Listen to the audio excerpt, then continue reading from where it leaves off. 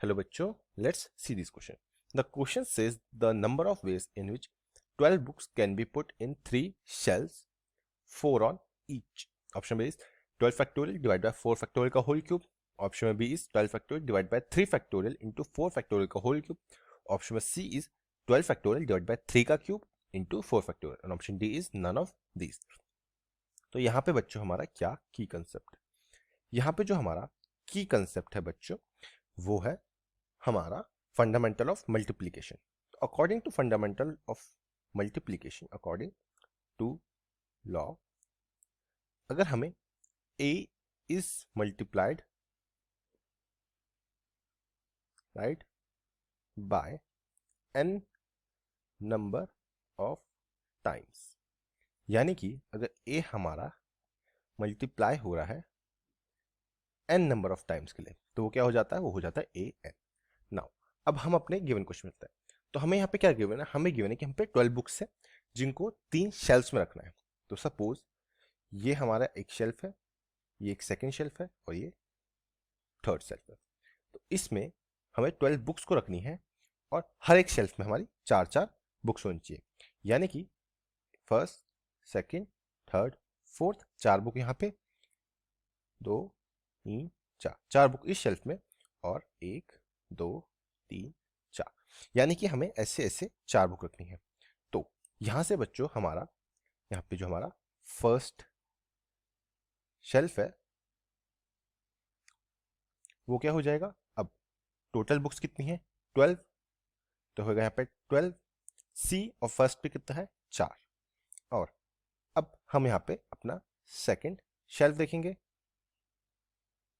अब बच्चों सेकंड के लिए कितनी बची, यहाँ पे तो हमने 12, टोटल तो 12 थी, 12 में से 4 रख दी. अब यहाँ के लिए बची कितनी 8, तो सेकंड शेल्फ में कितनी आएगी, हम बची हुई 8 में से 4 रख देंगे. वैसे ही अब हम क्या करेंगे, यहाँ पे थर्ड शेल्फ का देखेंगे.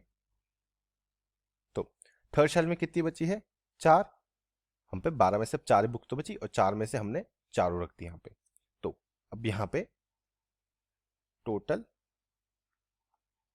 नंबर ऑफ वेज कितने होंगे, तो ये हो जाएंगे बच्चों हम पे यहाँ पे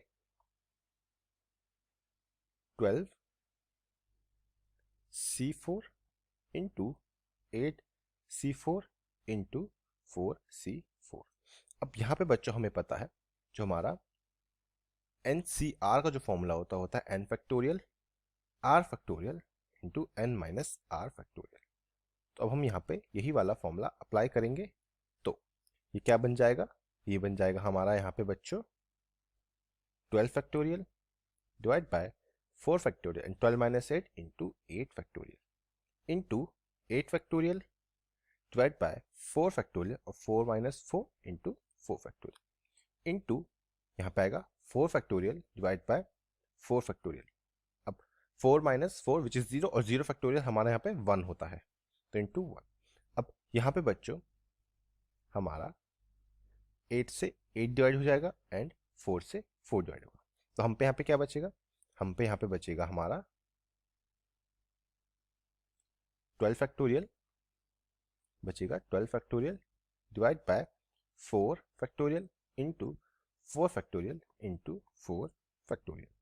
तो यहाँ पे हम इनको अपने की कंसेप्ट के अकॉर्डिंग लिखेंगे कि हमें यहाँ पे a क्या है एंड a हमें 3 टाइम्स दे रखा है. तो हम यहाँ से अपना फाइनल आंसर लिख सकते हैं, जो हमारा टोटल नंबर ऑफ वेज जो आया है उसको हम लिख सकते हैं यहाँ पे 12 फैक्टोरियल डिवाइड बाय 4 फैक्टोरियल का होल क्यूब. और यही बच्चों हमारे यहाँ पे फाइनल आंसर होगा. और अगर हम ऑप्शन में देखें तो ऑप्शन नंबर ए जो है वो हमारा करेक्ट ऑप्शन होगा. और ये आंसर हमने फाइंड किया है बाय यूजिंग अ की concept which is fundamental of multiplication. Hope बच्चों आपको ये क्वेश्चन समझ आया होगा एंड बेस्ट ऑफ लक.